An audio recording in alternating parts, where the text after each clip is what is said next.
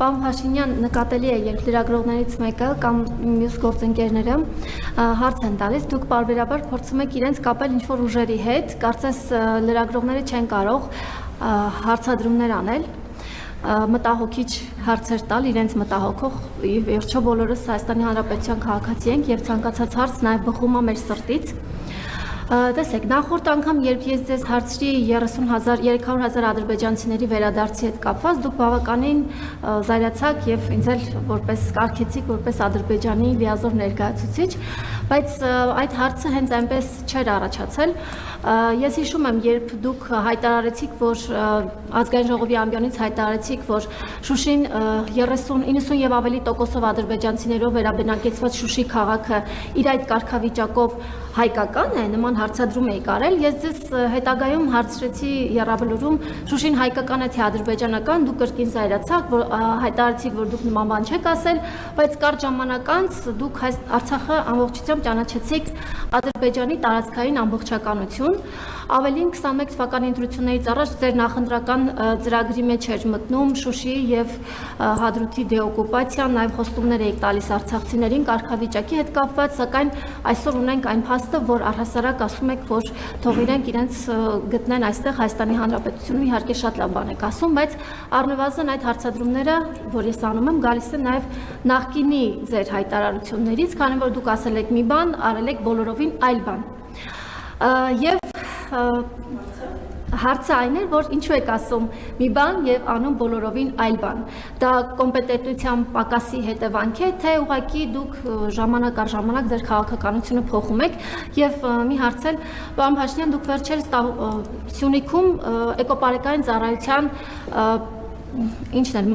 Սյունիքի էկոպարեկային ծառայության բացման արարողությունն էր։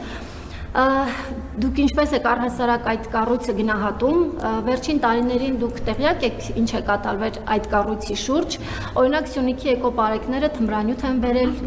դեպի Երևան, ինչի հետ կապված նաև քրեական վարույթներ կան հակակոռուպցիոն կոմիտեում, էկոպարեկային ծառայության պետը բռնվել է կեղծ համարանիշերով մեքենա վարելիս եւ զրկվել վարորդական իրավունքից։ Այս հարցադրումները ինչու եմ անում, քանի որ դուք էթիկայի կանոնագիրք եք մշակել եւ պետական պաշտոնյաներին ըստ էության հարիչ պահվածք չէ դա ու այդպես էլ չդատապարտվեց էկոպարեկային ծառայության պետ Վլադիմիր Կիրակոսյանը, ավելին նա հետագայում ԿՊ-ում ավելի բարձր պաշտոններ ստացավ։ Շնորհակալ եմ։ Հիմա գիտեք, այդ էլի ուզում եմ ասել, որ տեսեք ասում եք թմրանյութ բերեցին եւ այլն։ Հիմա այստեղ երկու տարբերակ կա, որ դուք դա իմանաք։ Մեկը, որ դուք այդ գործի մեջ եք, երկրորդը, որ իրավապահներն են ձեզ ինֆորմացիա տվել։ Այսինքն ավարտեք ձեր հարցը։ Դե մի րոպե, ավարտեցիք ձեր հարցը։ Ասում եմ, այդ մենք ենք բացահայտում այդ դեպքերը, դուք գալիս եք ասում եք, ասես լուրջ դեմքով կանգնում եք, կողքից տպավորություն է, թե դուք կամ որևէ ուրիշ մեկը բացահայտել է այդ դեպքերը եւ հիմա դուք եկել եք ասում եք, որ բա ինչի պետությունը չի բացահայտել այդ դեպքը, որ ստիպված մենք խեղճ ու կրակ լրագրողներս գնում ենք չարչարվում ենք եւ այդ դեպքերը բացահայտում ենք։ Դուք այդ դեպքերի մասին որտեղից գիտեք, հարգելի լրագրող եւ հարգելի լրագրողներ։ Դուք այդ դեպքերի մասին գիտեք միայն այն փաստի բերումով, որ Հայաստանի Հանրապետության պետական ինստիտուտները բացահայտել են, դուք եք զրկել որևէ մեկին վարորդական իրավունքից։ Դուք որևէ մեկին վարորդական իրավունքից զրկել եք, իհարկե ոչ։ Ո՞վ է զրկել վարորդական իրավունքից։ Վարորդական իրավունքից զրկել է Հայաստանի Հանրապետությունը։ Այսինքն Հայաստանի Հանրապետությունը ինստիտուտ է ստեղծել,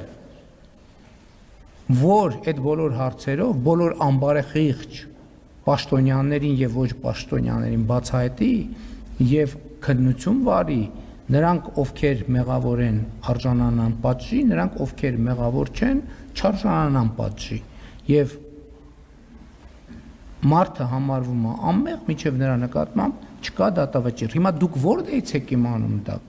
որտեղից եք իմանում։ Իրավապահ մարմիններից կա ինֆորմացիայի ապօրինի արտահոսք։ Ես չգիտեմ ինչ